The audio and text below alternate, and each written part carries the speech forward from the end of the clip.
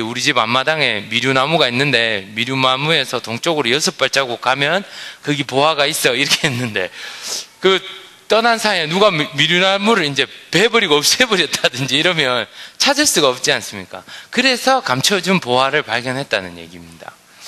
우리가 하나님의 음성을 듣는 것, 또 큐티를 하는 것은 마치 감춰진 보화와 같습니다. 여러분이 성경 말씀이 귀한 줄은 다 알고 계시죠? 그런데 우리말에 구슬이 서말이라도 꿰야 보배라고 성경을 아무리 들고 있고, 제가 실제로 있었던 일인데요. 예수 믿은 지 얼마 안 되는 분인데 자기는 주무실 때마다 이 성경을 꼭 베고 잔대요. 그래서 왜요? 이랬더니 이 성경 말씀을 베고 자면 꿈속에서라도 예수님을 만날 것 같다는 거라. 그분은 되게 순수한 마음으로 그렇게 하셨어요. 그런데 그런 일이 사실 안 일어나지 않습니까? 네, 읽어야 됩니다. 읽어야 됩니다. 뭐 이렇게 머리맡에 뒀다고 다 머릿속에 들어올 것 같으면 저는 영어 사전을 이렇게 매일 베고 잘 것 같은데요. 근데 그런 일 안 일어납니다. 그래서 말씀을 묵상하는 일, 큐티를 하는 일은 마치 성경 안에 하나님이 이미 곳곳에 숨겨놓은 그 보화들을 하나씩 발견하시는 일과 같습니다. 그래서 오늘은 그것을 어떻게 발견하는지에 대해서 함께 살펴보겠습니다. 자, 지난주에 제가 여러분께 숙제를 내드렸죠, 그죠?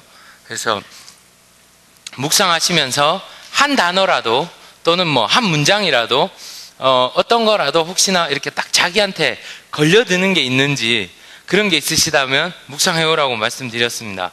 그런 일이 있으셨나요? 있으셨나요? 뭐 그냥 웃기만 하시네요. 없으셨나요? 진짜 안 해오셨습니까? 야, 괜찮다. 예. 그래도 다들 성경은 읽으시잖아요. 읽으시죠, 장로님? 고맙습니다. 안 읽으신다 그럴까봐 긴장했었는데, 예. 뭐, 지난 한 주간 성경 읽으신 것 중에 가장 머릿속에 남는 것 하나 없으십니까? 뭐, 단어라도?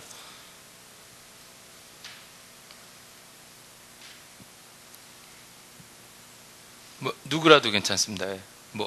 예. 뭐, 성경 읽으셨잖아요. 그럼 뭐, 한 단어라도 남는 거 없으시던가요? 없으세요?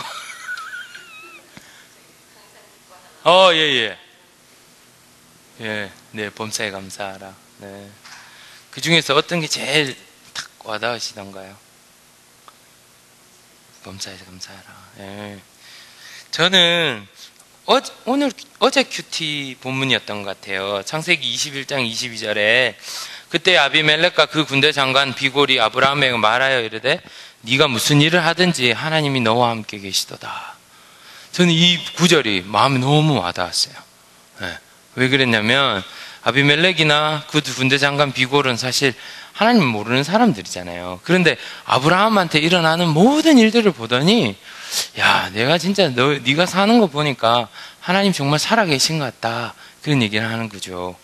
그래서 저는 이 말씀, 주님 저도 이런 얘기 들었으면 좋겠다고. 뭐 예수 믿는 사람들 사이에서 뭐 이렇게 무슨 얘기 듣는 그런 것보다 예수 안 믿는 사람이 어느 날 저를 찾아와가지고 제가 전도사님 보니까 정말 하나님 살아계신 것 같습니다 라는 얘기는 들었으면 좋겠다라는 생각했습니다.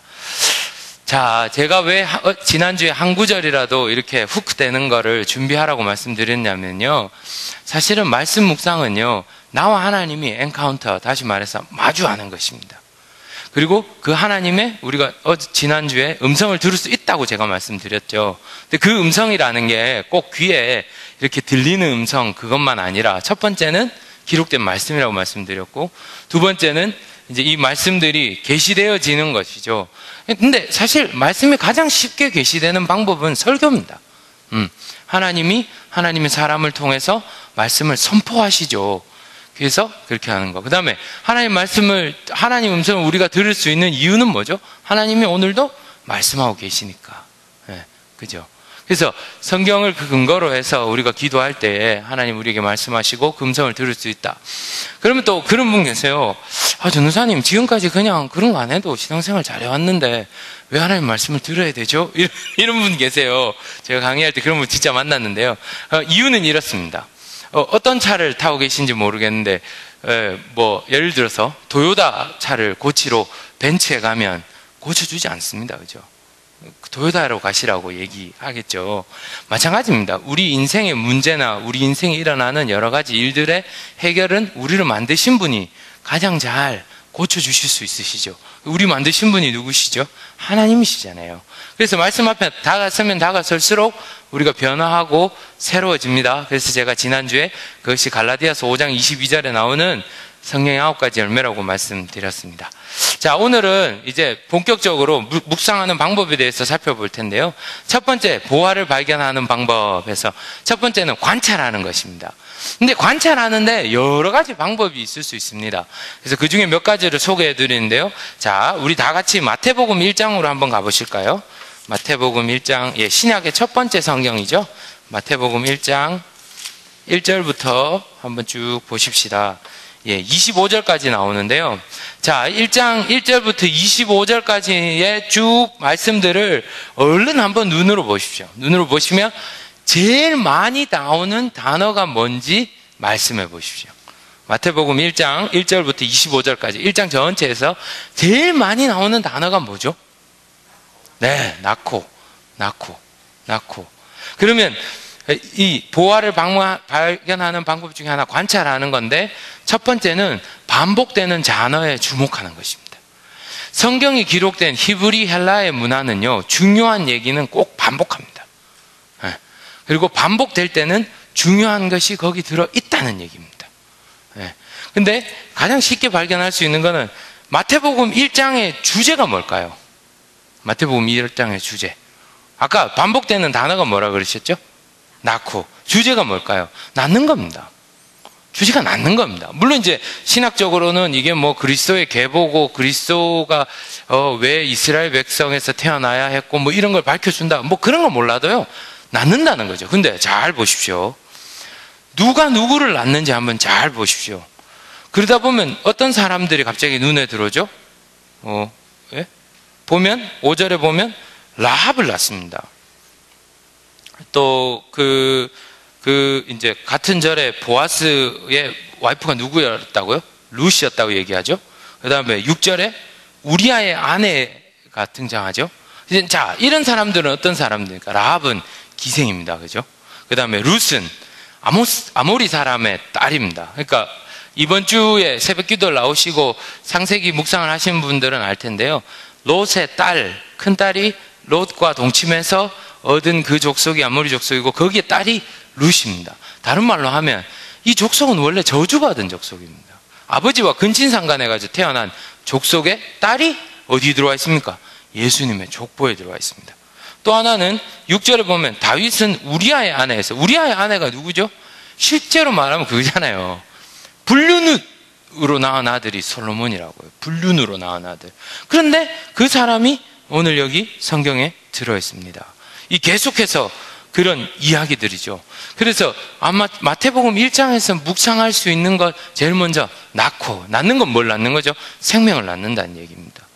결국에 하나님은 우리에게 생명을 주시는 분이라는 것까지 묵상을 연결될 수 있습니다. 제가 이제 가장 쉽게 살펴보려고 마태복음 1장을 예로 들었는데요.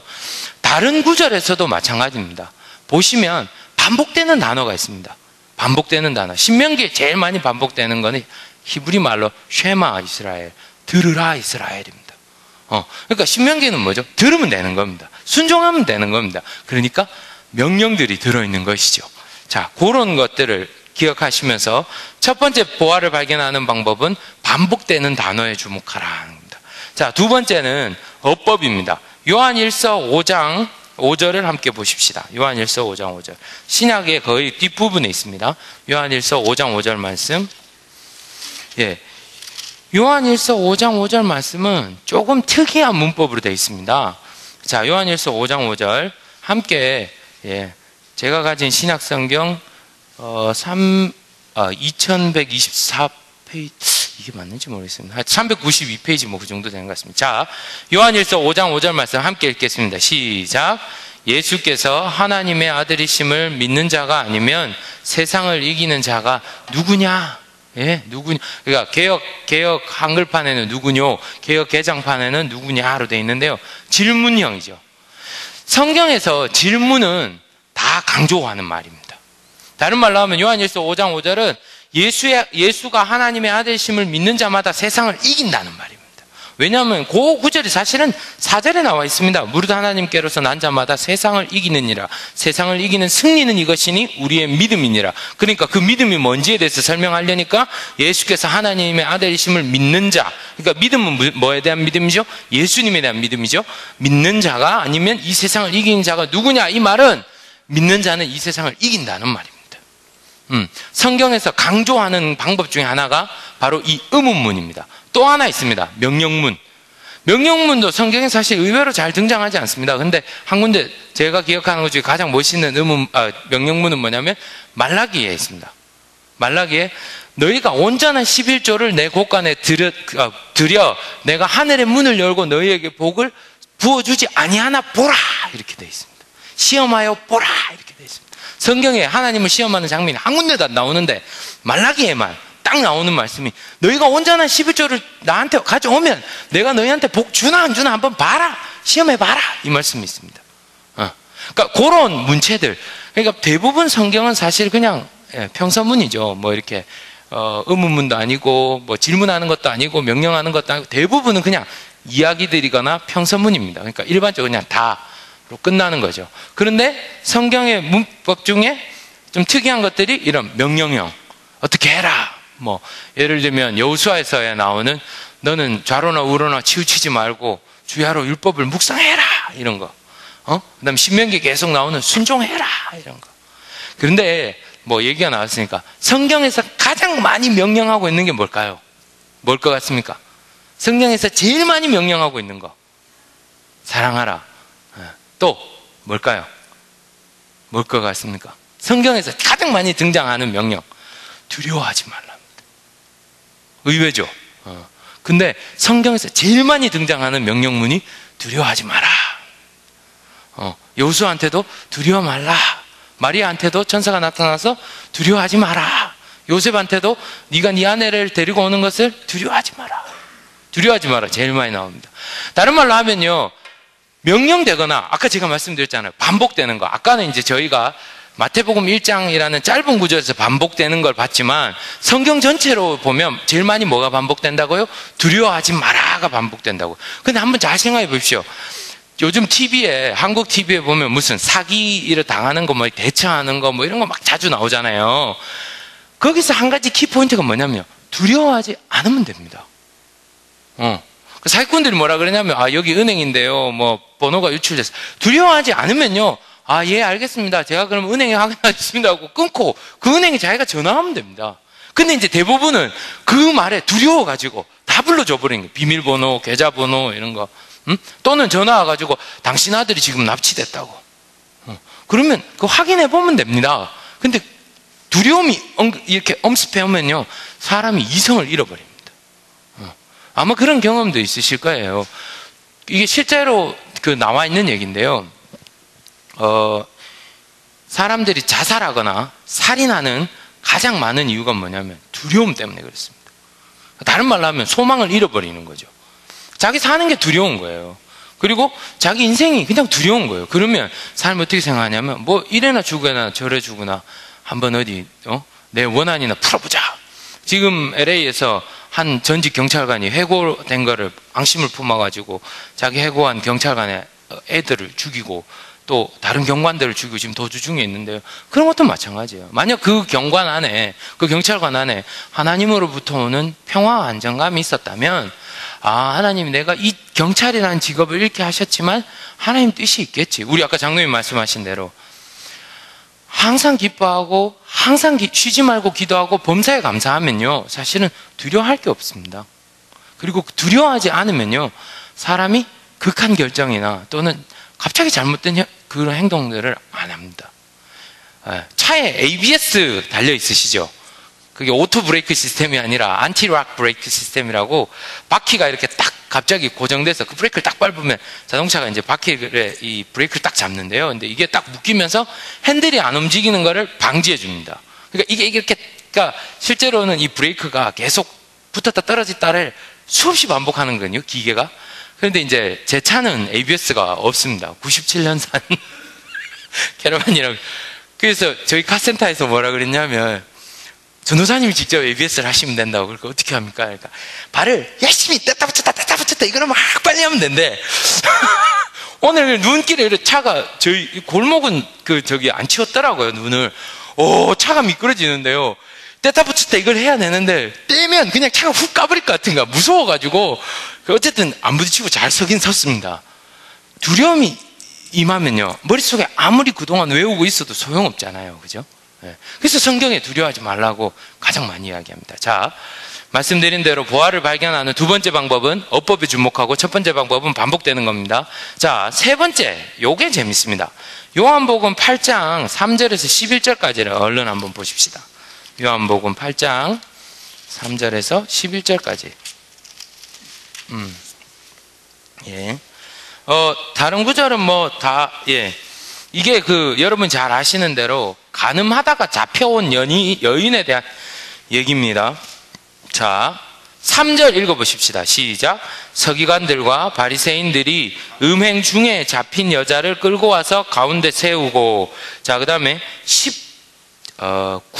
8절 보십시다. 8절 시작. 다시 몸을 굽혀 손가락으로 땅에 쓰시니. 11절 대답하되 주여 없나이다. 예수께서 이르시되 나도 너를 정죄하지 아니하노니 가서 다시는 죄를 범하지 말라 하시니라. 아멘.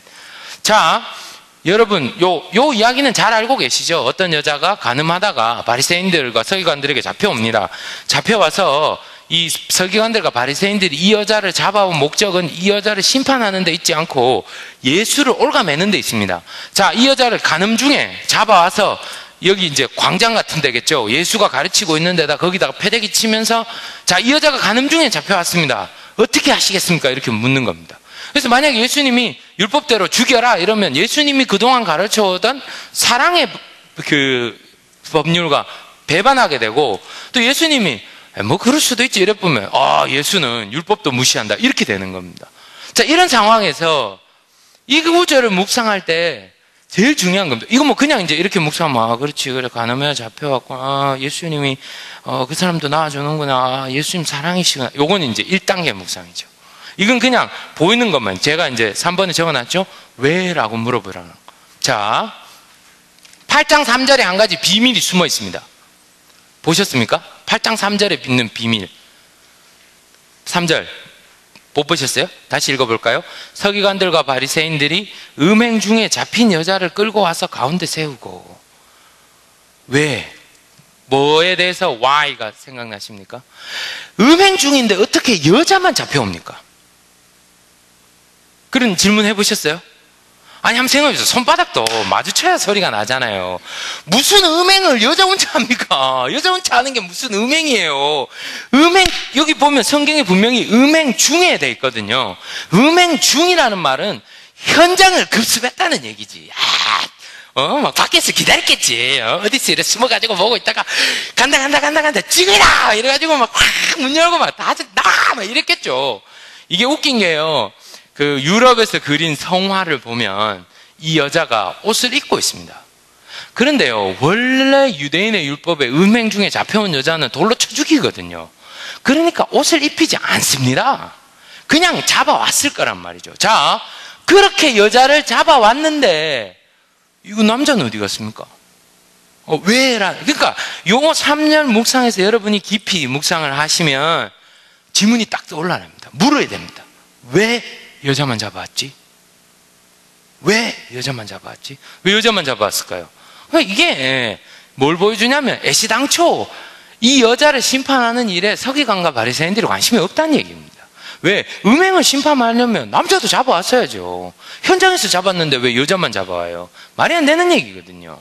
자, 두 번째 또 왜는 있습니다. 8절에 보면 다시 몸가락, 이제 너희 중에 죄 없는 자가 먼저 돌로 치라 그런 다음에 다시 몸을 굽혀 손가락으로 땅에 쓰시니 돼 있습니다. 그런데 웃긴 거는 성경이 어딜 봐도 뭘 썼는지가 안 나옵니다. 예수님이 땅에 그림을 그리셨는지 글씨를 썼는지 아무 얘기가 없습니다. 그냥 뭐라고 돼 있죠? 손가락으로 땅에 쓰시니 돼 있습니다. 예수님 손가락은 뭘 쓰셨을까요? 저도 모르겠습니다. 성경이 말하고 있지 않은데 제가 어떻게 알겠습니까? 근데 한 가지는 한번 상상해 보십시오. 너희 중에 죄 없는 자가 돌로 치라! 그런 다음에 예수님 땅에 뭘 쓰고 있다면 사람들이 어떻게 했을까요?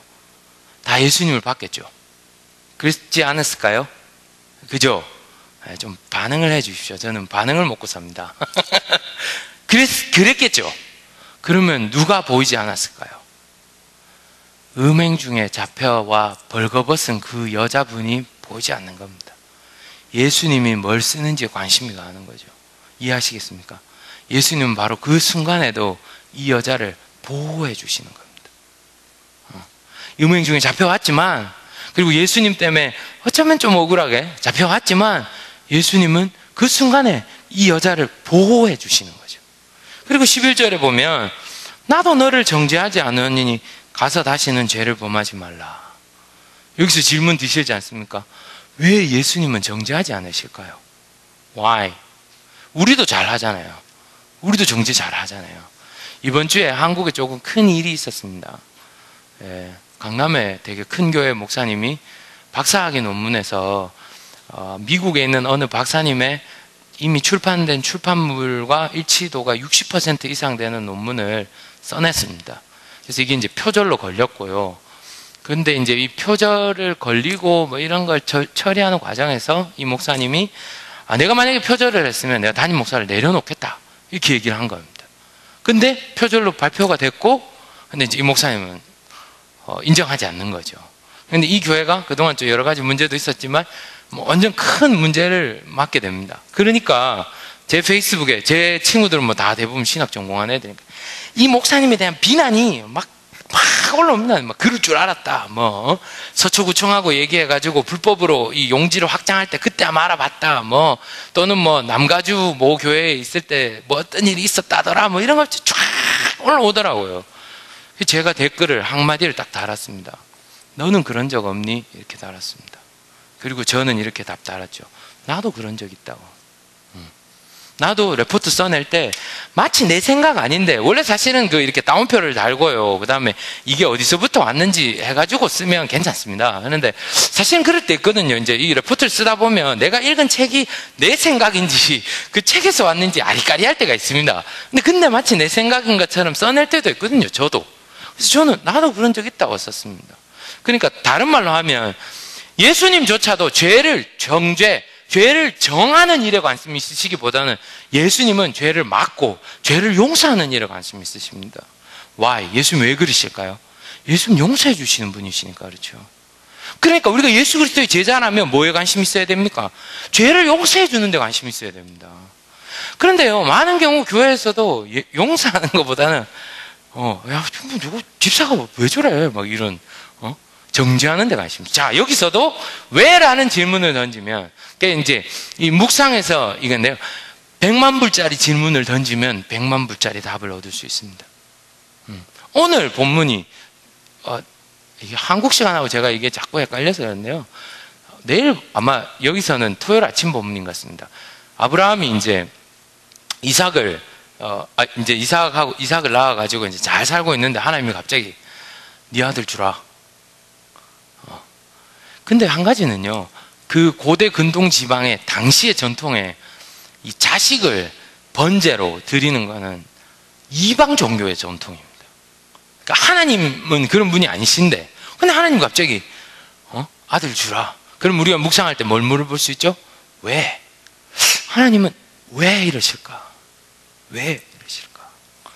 제가 아까 잠깐 나눴던 창세기 21장의 그 말씀 보면 아비멜렉이 하나님 너와 함께 정말 너와 함께 계시는구나 이렇게 얘기하죠.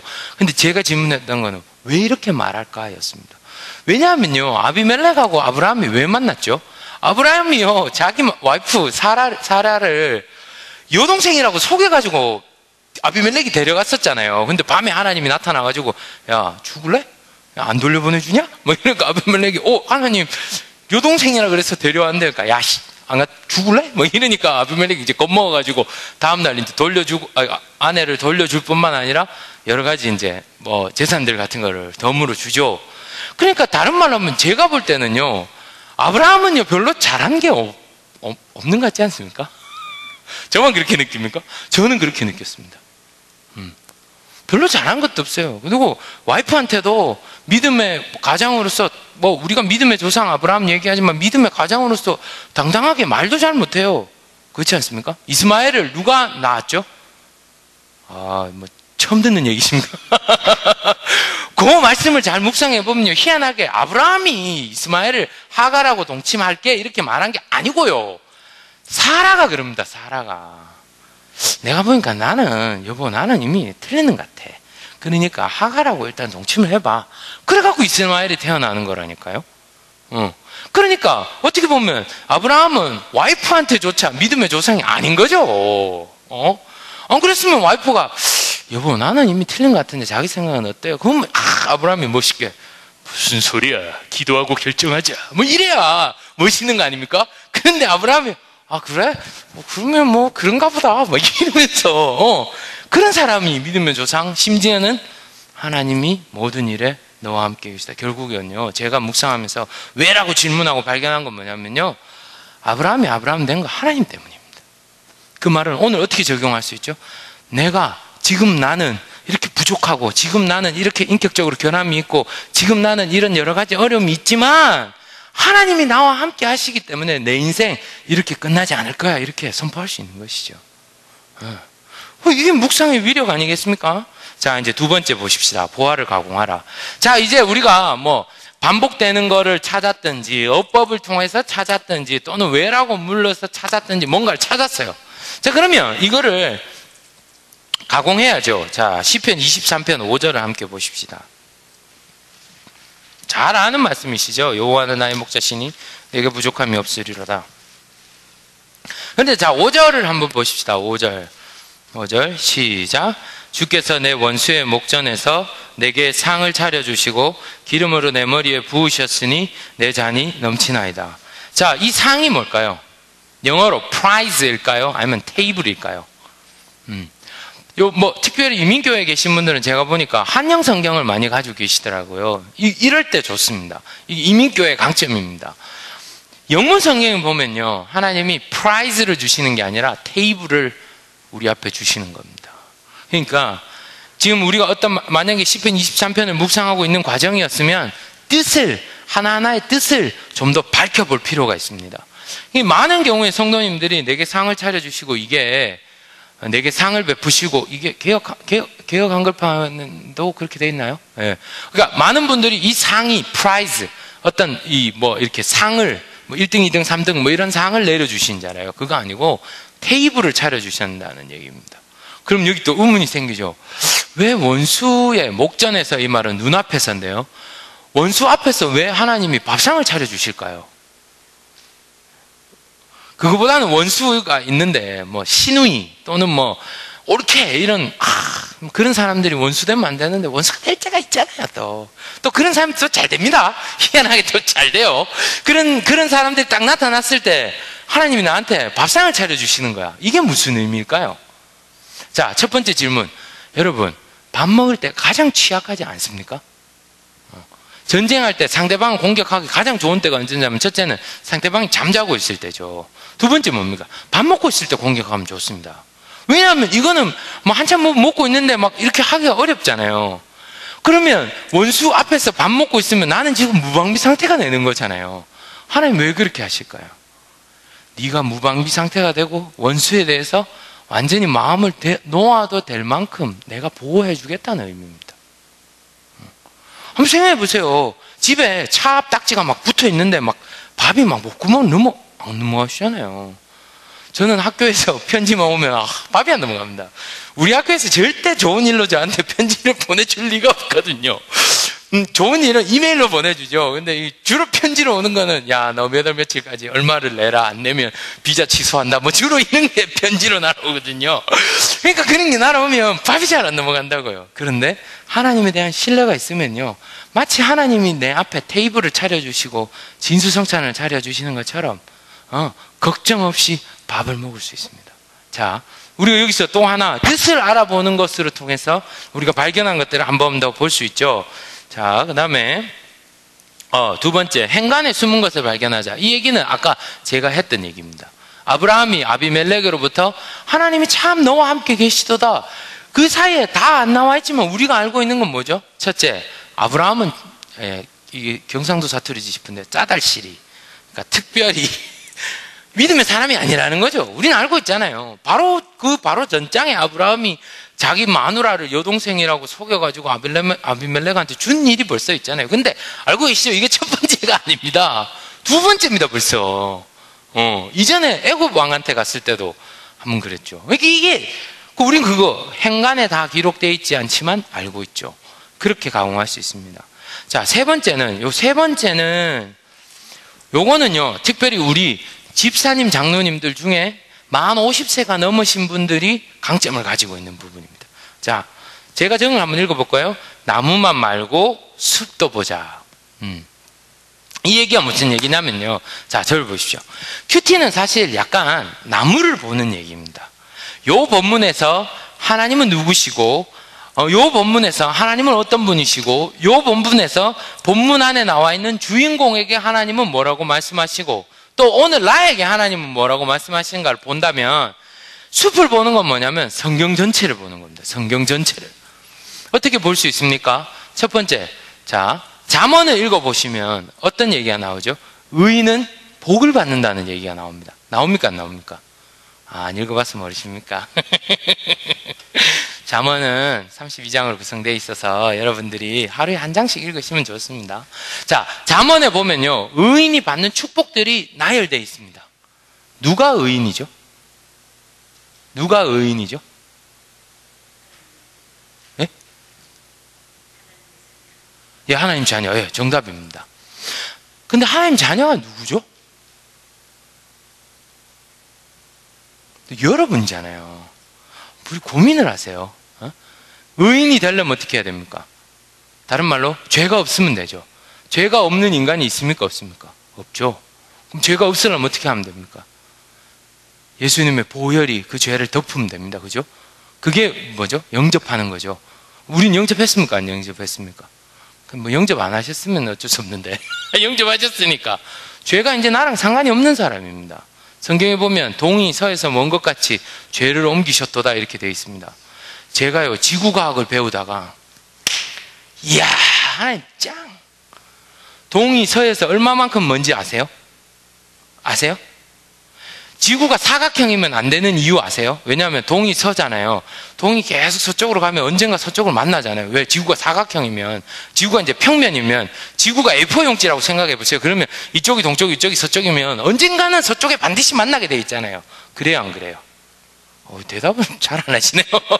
그런데 우리가 잘 알고 있는 어린이날 노래, 지구는 둥그니까, 그렇게 계속 걸어가면 어떻게 됩니까? 지구는 둥그니까 아무리 가도 동쪽이 서쪽이랑 만날 수가 없습니다. 왜요? 계속 동쪽으로 가면 서쪽이 또 있거든요. 이해하십니까? 지금 우리는 한국을 기준으로 동쪽에 있습니다. 그죠?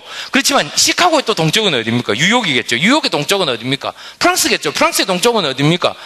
우즈베키스탄이겠죠. 우즈베키스탄의 동쪽은 어디입니까? 중국이겠죠. 중국의 동쪽은 어디입니까? 한국. 이렇게 계속 지구가 둥글기 때문에 동과 서가 영원히 다시 만날 수가 없습니다.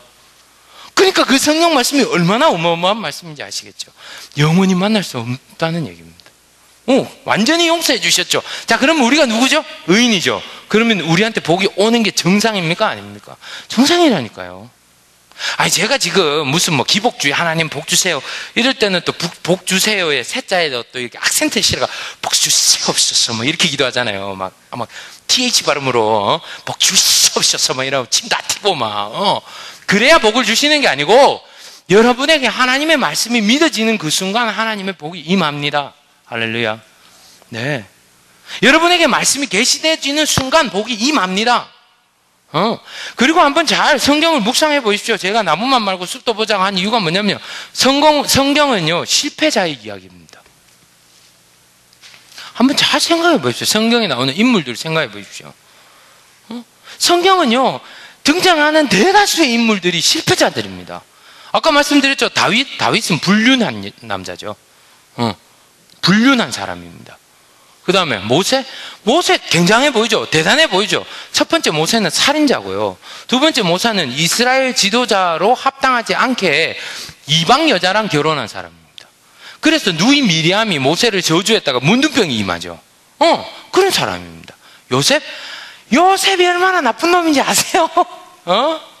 색동옷 입었다고 저거 형제들한테 자랑하고, 그 나쁜 놈입니다. 야, 그 이기적인 놈이고, 그런 사람의 이야기. 또 누구? 기드온. 저희 EM 예배 이름을 제가 기드온이라고 지었는데요. 기드온 얼마나 대단한 사람인지 아세요? 밀을 까는데요. 밀을 까는 동안에 미디안 족속들이 와서 해코지 할까봐 포도즙 따는 틀, 지금으로 말하면 이 큰 통 안에 이제 안에 포도를 넣어갖고 이제 사람들이 짜는데요. 거기 몰래 들어가가지고 지금 밀을 부수고 있는데 하나님의 사자가 나타나가지고 큰 용사요. 여호와께서 너와 함께 계시도다. 이러고. 야는 지금 무서워가지고 어때요? 지금 뭐 미디안 족속도 무서워가지고 막 숨어가지고 막 몰래 막 밀 까가지고 막 이거 어머 짜라 막 이러고 있는데 그런 사람. 성경은 그런 사람들의 이야기지 않습니까? 그러면 여기서 우리가 발견할 수 있는 건 뭡니까? 여러분 한 가지 여러분이 아셔야 될 것은 예수님 이전에 모든 시대를 살았던 사람들보다 여러분이 더 의롭습니다. 다윗보다 모세보다 여러분이 더 의롭습니다. 왜요? 그 사람들은 예수 그리스도를 몰랐죠. 그럼 우리는 예수 그리스도로 말미암아 죄 사함을 받은 사람들이죠. 우리는 의인이잖아요. 빌립보서에 난 의인은 이것이니 하나님 예수 그리스도 보혈로 말미암은 것이라고 얘기합니다. 세례 요한보다 여러분이 큰 자들이십니다. 왜요? 예수님의 보혈 때문에요. 이건 이제 그냥 그 본문만 봐가지고는 사실 잘 눈에 안 들어옵니다.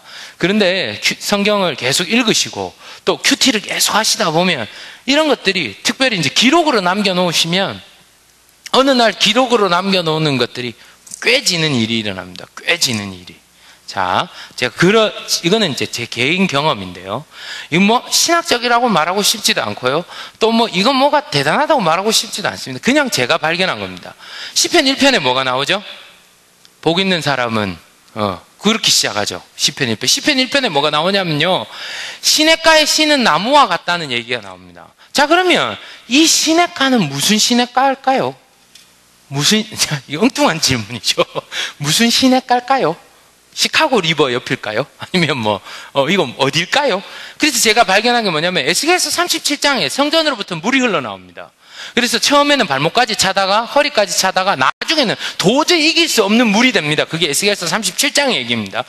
이 강이 성전으로부터 흘러나왔다는 말은 거룩한 곳으로부터 흘러나왔다는 말인데, 그럼 이 강은 에스겔은 환상으로 봤지만 이 강은 그러면 진짜 어디서부터 온 강일까요? 거기서 발견한 게 계시록 22장 1절부터 5절까지 말씀입니다. 하나님 보좌 우편에서부터 강이 흘러내려가지고 그 하나님의 나라 천국을 관통하여서 흐르고 생명력이 있다는 그 말씀. 저는 어떻게 됐냐면요, 이게 연결되더라고요. 그러면 시냇가에 심은 나무가 우리인데 어떤 나무일까? 요한복음 15장에 나는 포도나무여 너희는 가지니.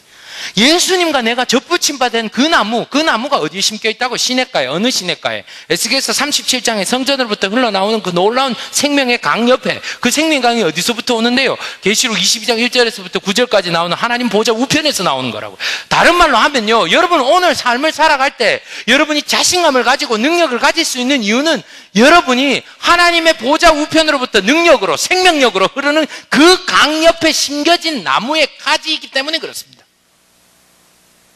다른 말로 하면요, 그 시냇가에 심는 나무의 특징은 가뭄이 와도 마르지 않는다는 것입니다. 하나님의 생명의 강은 결코 마르는 일이 없지 않습니까? 그러면 오늘 우리 삶 가운데 두려움이 없어야 정상입니다. 오늘 우리 삶 가운데 모든 악한 질병들이 또는 악한 죄악들이 떠나가야 정상입니다. 왜요? 우리가 하나님 보좌 우편에서 흘러나오는 그 시냇가 옆에 심겨져 있으니까요. 네, 그런 사실을 이렇게 나무만 말고 숲을 보면 발견할 수 있습니다. 자, 이제 제가 조금 지금 요 나누는 얘기는 다음 주에 제가 조금 더 하도록 하고요. 이 묵상의 실제를 대해서 이제 오늘 제가 6가지 방법을 이렇게 말씀드렸는데요. 말씀드리고 싶은 것은 구슬이 선말이라도 꿰어봅니다. 묵상을 안 하시면 발견할 수가 없습니다. 자, 그럼 제가 묵상한 얘기를 조금 나누겠습니다. 제가 한국에 있을 때 얘기인데요. 한국에 그 컬처 NJ라고 아직까지 있는지 모르겠습니다. 하여튼 그 회사를 제가 공동 창업자 겸 기획 담당자로 일을 했습니다. 이 회사는 무슨 회사냐면 작곡하고 작사하고 이런 거를 이제 이렇게 뭐 쉽게 얘기해서 이제 문화 콘텐츠 산업을 하는 거죠. 하는데요. 저희 가족이 살 만큼의 돈이 안 벌어지는 거예요. 그때 이제 우리 큰애만 있었고 와이프가 둘째를 임신했는데 뭐 한 달에 뭐 30만 원? 그러니까 미국 돈으로 만 300불 이렇게 받으니까 가족이 생활이 안 되잖아요. 그래서 카드로 이렇게 리볼빙 서비스 이런 거 해가지고 막 돌려막고 이렇게 했었거든요. 근데 어느 날 하나님이 묵상하는데 다른 것도 아니고요. 아버지라 부를 수 있게 하셨느니라 그 말씀을 딱 묵상하는데 하나님이 내 아빠라고? 여기 딱 제가 훅 된 거예요. 아빠. 아바는 헬라어로 그냥 간단하게 사실 아빠입니다. 한국말로 옮기면 아빠입니다. 하나님은 아버지도 아니고 그냥 아빠라고 부를 수 있게 해주셨다고요. 근데 그 아빠가 아들을 왜 이렇게 힘들게 하실까? 뭐 이런 고민에 제가 빠졌습니다. 그래서 이제 장을 보러 갔는데요. 그 이마트에 있는 이 카트에 담았어요. 그 한가득 담아봐야 뭐 한 100불, 150불 이렇게 나올 거예요. 그래서 담았는데 계산하러 이제 딱 가는데 뭐 돈이 없으니까 이제 당연히 크레딧 카드로 하려고 딱 꺼냈는데 와이프가 그래요. 와이프랑 저랑 이제 같이 말씀 묵상을 하는데 여보, 하나님이 아버지신데 우리가 외상으로 사는 거는 그렇지 않아? 이런 물어보는 거예요. 그래서 저도 사실 거기에 대한 찔림이 있었거든요. 그래서 나도 그 말씀 묵상해서 그런 생각하고 있었다.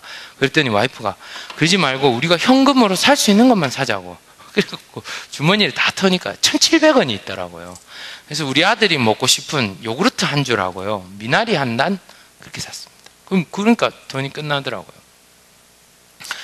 우리 아들이 그 떠먹는 요구르트 사달라고 카트 안에서 막 울고 막. 우리 와이프는 한참 입덕할 때인데 겨울에 수박이 먹고 싶다고. 비싼데. 그 카트를 이제 끌고 밖으로 나오는데요. 마음이 너무 어려운 거죠. 하나님, 무슨 아버지가 이런 아버지가 있냐고. 나는 내 아들한테 좋은 아버지가 못 되고 하나님도 나한테 지금 짜다시리 좋은 아빠 아니라고. 어떻게 좋은 아빠면 나한테 이러실 수가 있냐고. 내가 뭘 잘못했냐고 이러면서요. 저는 이제 성질나면 하나님한테 영감제의 뭐 이런 얘기를 잘 하는데 영감제 이럴 수가 있냐고 막 이러면서요. 근데 하나님 제 마음 가운데 계속 생각나게 하시는 말씀이 아빠 아버지라 부르게 하셨느니라. 계속 그날 기도했습니다. 아빠라면서요. 근데 무슨 놈의 아빠가 이런 아빠가 있냐고. 그 쪼매난 애도 하나 뭐 이렇게 만족시키지 못해준 그런 삼류 인생 아빠로 나를 만들어 놓냐고 따졌습니다. 그리고 하나 이틀 정도 지난 것 같아요. 제 선배한테 전화가 왔어요. 그래서 뭐 목동에 잠깐 오래요. 그래서 솔직하게 얘기했죠. 형님, 제가 그때 분당에 있었거든요. 형님, 거기까지 갈 기름값이 없습니다. 그러니까, 알았다, 그럼 내 기름값 붙여줄게. 기름값을 바로 입금을 했더라고요. 그래서 예, 갈게요 형님. 그래서 갔어요. 가니까 목동에 가면 아마 이제 잘 모르실 텐데 서울방송 SBS 본사가 거기 있습니다. 그 바로 앞에 까르푸, 지금은 아마 홈플러스로 바뀌었을 텐데 마트에 저를 데리고 가는 거예요. 형님이요? 뭐 만데 왔습니까? 이랬더니 장을 보라는 거예요. 예? 그랬더니 네가 사고 싶은 거 다 사래요. 내가 안 그래도 네 재수 씨도 임신하고 했는데 뭘 못 도와줘서 미안해서 불렀다고. 사고 싶은 거 다 사래요. 저희는요 지금도 그런데요, 제일 싼 살 먹습니다. 싼 쌀, 이거 경상도 사람이라 발음이 잘 안 되네요. 싼 쌀을 먹습니다. 요즘은 뭐 천하일미, 경기미 이런 거 왜 50불 이상 사면 19불 99 해줄 때 그건 사거든요. 근데 그때도 그랬습니다. 그때도 이마트에서 제일 싼 쌀이 이맛쌀이거든요. 그거 사 먹었습니다. 그러니까 저는 기껏 해봐야 그거밖에 못 사 먹는데 그 형이요, 경기도 여주쌀, 임금님표, 그 제일 비싸거든요. 이마트에서 그걸 사주더라고요. 우리 아들 장난감도 사주고요. 우리 와이프가 그렇게 먹고 싶어 하던 수박을 겨울에, 한국에서는 아직 겨울에도 수박 비싸거든요. 사주더라고요. 그리고 집으로 돌아오는데 하나님이 마치 저한테 시위하시는 것 같더라고요. 봤지? 야, 너 봤지? 내가 어떤 아빠인지 봤지? 나 이런 아빠야. 너는 기껏 해봐야 빚져서 15만 원 그거 살려고 나한테 성질 냈는데 나는 너 이렇게 채워주는 아빠야. 거기서 하나님 만났습니다. 큐티는 그런 것입니다. 말씀 갖고요, 제가 이제 다음 주에는 이 보화를 보석으로 만드는 거를 제가 가르쳐 드릴 텐데요, 정말 이 말씀을 붙잡으시면요, 이거 우습게 여기지 마십시오. 우습게 여기지 마십시오. 저는 당뇨병이 있다고 말씀드렸습니다. 그러나 저는 믿는 것은 제 당뇨가 치유될 것을 믿습니다. 왜 믿냐고요?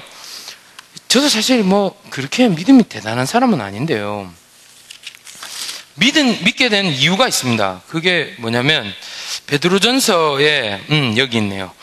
베드로전서 2장 24절에 보면 친히 나무에 달려 그 몸으로 우리 죄를 담당하셨으니 이는 우리로 죄에 대하여 죽고 의에 대하여 살게 하려 하심이니라. 그가 채찍에 맞음으로 너희는 나음을 얻었나니. 근데 이게 현재 완료형으로 되어 있습니다.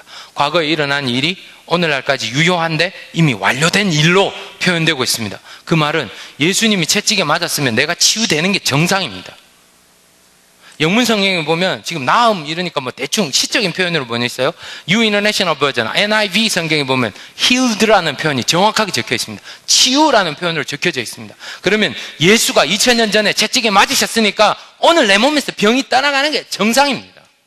제가 무슨 신비한 얘기를 하고 있는 거 아니고요. 오살리 기도원에 가서 뭐 100일 기도하면 된다, 금식 기도를 해라, 뭐 그런 얘기를 하고 있는 게 아니고, 오늘 말씀에 예수 믿으면 예수가 너의 모든 죄를 담당했는데 죄뿐만 아니라 질병도 감당했기 때문에 네가 치유되는 게 정상이라는 게 성경에 나와 있다는 거죠. 제가 어딜 강의를 가면 꼭 이 말씀 드리는데요. 저를 어딜 봐서 믿을 만합니까? 얼굴은 좀 잘생겼습니다만. 예, 이럴 때 웃으셔야 됩니다. 근데 뭐 어디를 봐서 믿을 만합니까? 저를 믿지 마시고 성경을 믿으십시오. 기록된 성경을 믿으십시오.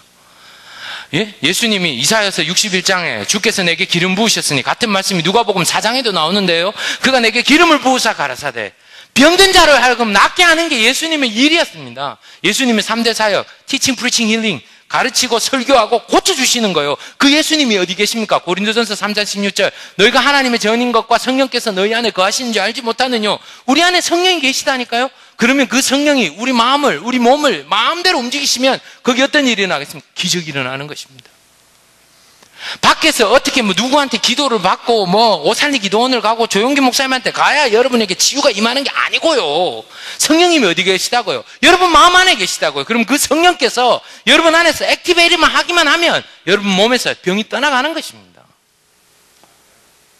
제가요, 이거 지금 거짓말 하는 거 아니잖아요. 제가 저를 믿지 마시라니까요. 성경 읽어보십시오. 오늘 집에 가서 베드로전서 2장을 그럼 읽어보십시오. 무슨 얘기인지 읽어보십시오. 그리고 거짓말이거든 주일날 오셔서 저 멱살을 잡고 당당하게 말씀하십시오. 더 나아가 볼까요? 마가복음 16장 17절부터 18절까지 말씀 보십시오. 믿는 자들에게는 이러한 표적이 따르니 너희가 손을 얹고 기도한 즉 병이 떠나간다고 적혀 있습니다. 예수님이 그렇게 말씀하셨다니까요.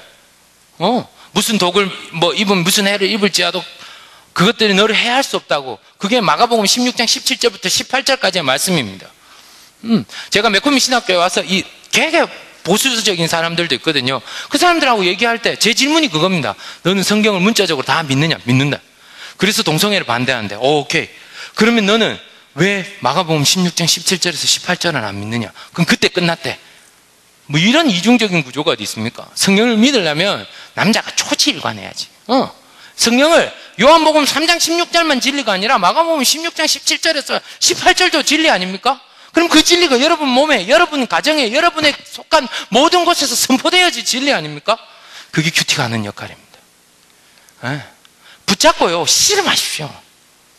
제가 몸무게가 결혼할 때 한 110kg 가까이 나갔습니다. 제가 볼 땐 그게 제 당뇨의 원인이에요. 비만이. 근데 어느 날요, 제가 베드로전서 2장 27절 말씀을 딱 묵상하는데요. 예수님이 채찍에 맞으셨으니까 나는 나음을 입었다. 그 말씀이 딱 들어왔는데요. 갑자기 제가 딱 보니까 생각하니까 생물 시간에 뭘 배웠냐면 우리가 먹는 것 중에 모든 남는 건 어디로 나와요? 다 대소변으로 나오게 되어 있습니다. 그러니까 비타민C 이런 거 많이 먹으면 소변이 노래지잖아요. 왜냐하면 그게 다 빠져나가니까요. 그러면 비만의 주된 원인이 뭐냐면 대사증후군이에요. 다른 말로 하면 몸 안에 자꾸 지방이 내는 게 축적되는 거예요. 안 빠져나가고. 그럼 이건 뭐 이상이 있는 거잖아요. 그래서요, 제가 샤워할 때마다 제 몸에 손 얹고 기도했습니다. 예수님이 채찍에 맞으시면 나는 나음을 얻었고 손 얹고 기도하면 병이 떠나간다고 얘기했는데 내가 살찐 거 이거는 정상이 아니다. 내가 나사렛 예수 그리스도를 내 몸에 명하노니 모든 질병들아, 모든 살라, 내한테 필요 없는 이 모든 지방들아, 잘못 반응하는 것들아 떠나갈지어다. 그렇게 기도했습니다. 원하시면 제가 다음 주에 PPT로 당시의 사진을 제가 보여드리겠습니다. 진짜 막 이랬습니다. 허리가 38, 40 이렇게 입었거든요. 지금 30, 31 입습니다. 사랑하는 여러분, 제가 대단하고 이런 얘기를 하고 싶은 게 아니고요. 말씀이 진리이십니까? 그럼 그 말씀이 여러분 안에 움직이기만 하면 됩니다. 할렐루야. 그 말씀이 여러분 안에 작동되기만 하면 됩니다. 그런데 한 가지 조건이 있죠. 읽어야지 작동되죠. 읽어야지. 묵상을 해야 작동될 거 아닙니까? 자, 마지막으로 로마서 10장을 한번 보십시다. 로마서 10장.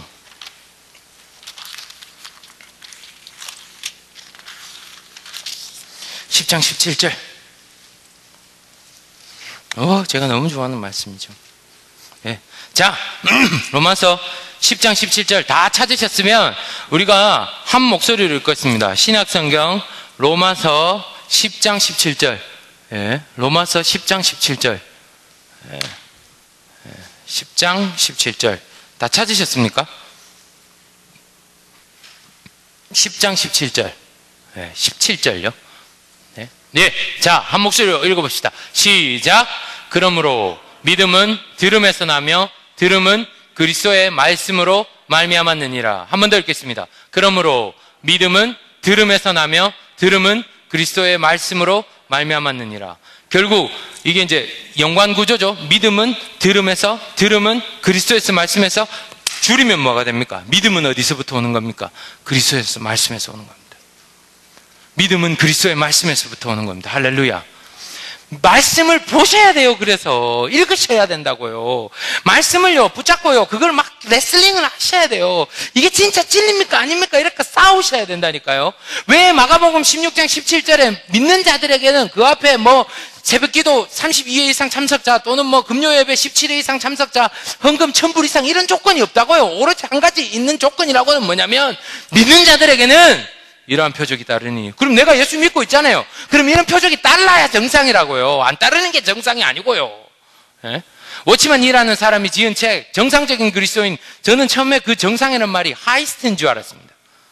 아니고요. 영문 제목이 뭐냐면 Normal Christian Life. 그런데 읽어보면 어떤 얘기인지 압니까? 온통 기적과 기사에 관한 얘기들입니다. 잠깐만요. 이거 우리 어디서 들은 적 있잖아요. 어디서 들어보셨습니까? 예수님을 따르던 제자들과 예수님에게서 일어났던 일이 그런 일들 아닙니까? 여러분 예수님의 제자들이십니까? 그러면 여러분에게 그런 일이 일어나야 정상 아닙니까? 제가 뭐 너무 신비하게 얘기했나요? 그렇게 의심되시는 분은 오늘 집에 가셔서 성경을 묵상하십시오. 한번 보십시오. 요놈은 진도사 요거 새파랗게 젊은 거 저거 진짜인가 거짓말인가. 예, 그런 마음으로 한번 읽어보십시오. 어떻게 말하고 있는지 읽어보십시오. 그리고 한번 레슬링을 해보십시오. 예, 저는 믿는 거는요 주일날 말씀을 목사님으로부터 들으면 이러고만 계시지 마시고요. 적고요. 의심나는 거는 본인 스스로 질문도 해보시고요. 목사님한테 가서 질문도 해보시고요. 그거 갖고 한번 일주일 내내 한번 싸워보십시오. 싸워보십시오. 지난주에 목사님이 우리 교회는 사람들을 용납해줘야 되고 그 영어로 하면 이제 플렉시빌리티랑 그 카파시티가 넓어야 된다고 얘기하셨는데 그것 때문에 한번 싸워보십시오. 예, 한번 싸워보십시오. 눈 오는데 나는 내 집 다 앞에 다 쓸고 옆집도 좀 쓸어주는데 옆집은 생전가도 안 쓸어줘. 그런 걸 가지고 한번 싸워보십시오. 하나님 이럴 때 어떻게 해야 됩니까? 한번 싸워보십시오. 그게 성도 아니겠습니까? 여러분 팬이십니까? 아니면 제자이십니까? 예. 작년 한 해 유명한 책이 I'm not a fan이라는 책입니다. 예. 우리 제 EM에 제가 너무 사랑하는 형제가 시카고 베어스의 그 풋볼팀의 대단한 팬입니다.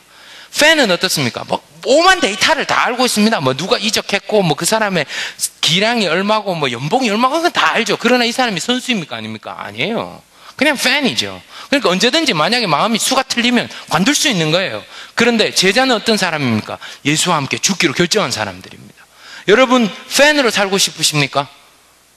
미안하게 예수님은 팬을 부른 적이 없습니다. 예수님은 항상 부를 때 전부를 요구하시는 분이시고 제자로 살기를 요구하시는 분이시죠.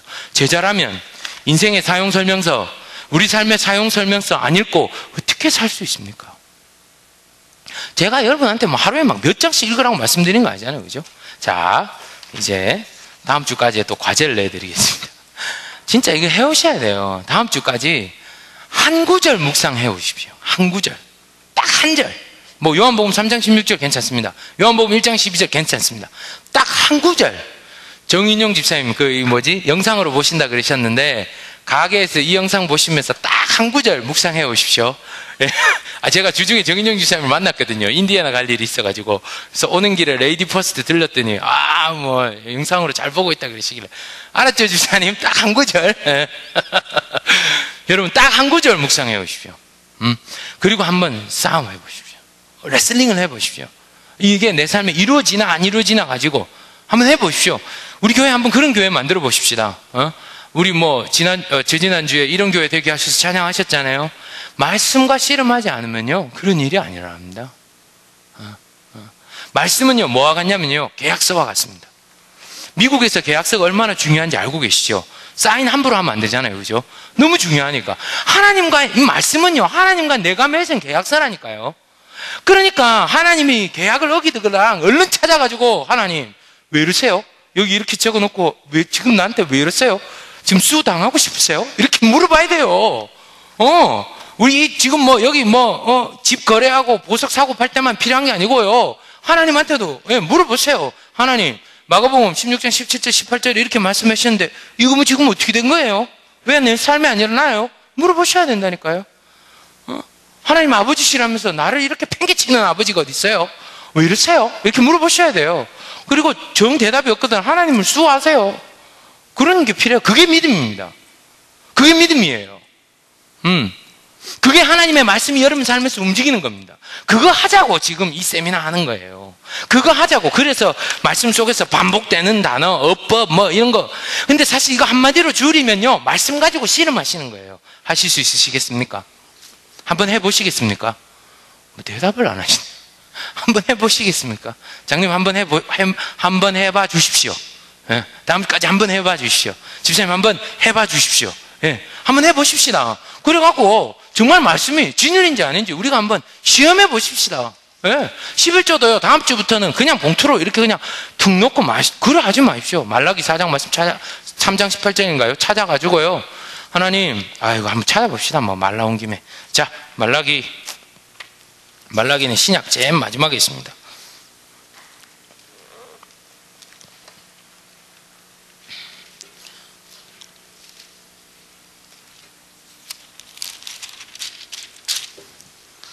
네, 말라기 제가 또 구절이 막상 또 기억이 안 나네요.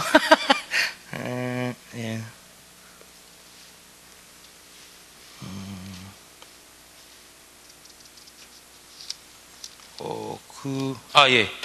여기 있네요. 예. 말라기 3장 10절. 우리 한 목소리를 함께 읽겠습니다. 시작. 만군의 여호와가 이르노라. 너희의 온전한 11조를 창고에 들여 나의 집에 양식이 있게 하고 그것으로 나를 시험하여 내가 하늘 문을 열고 너희에게 복을 쌓을 곳이 없도록 붙지 아니하나 보라. 하나님이 시험해보라 그랬으니까 이번 주부터는 11조 하실 때도 그냥 봉투만 이렇게 뜩 놓고 그렇게 하지 마십시오. 말라기 3장 10절 딱 펴가지고 뭐 넣기 전에 한번 읽는 거죠. 읽고 하나님 시험해보라 그래서 내가 시험해봅니다. 여기 먼저는 이제 그게 온전한 11조여야 됩니다. 온전한 11조가 여기 있습니다. 하나님께 드립니다. 하늘의 문을 여시고 쌓을 것이 없도록 복을 내려주십시오.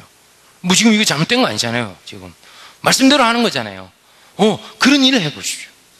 그런 일을 해보십시오. 그러시는 저와 여러분이 되기를 축원합니다. 이 시간 우리 함께 좀 같이 기도하고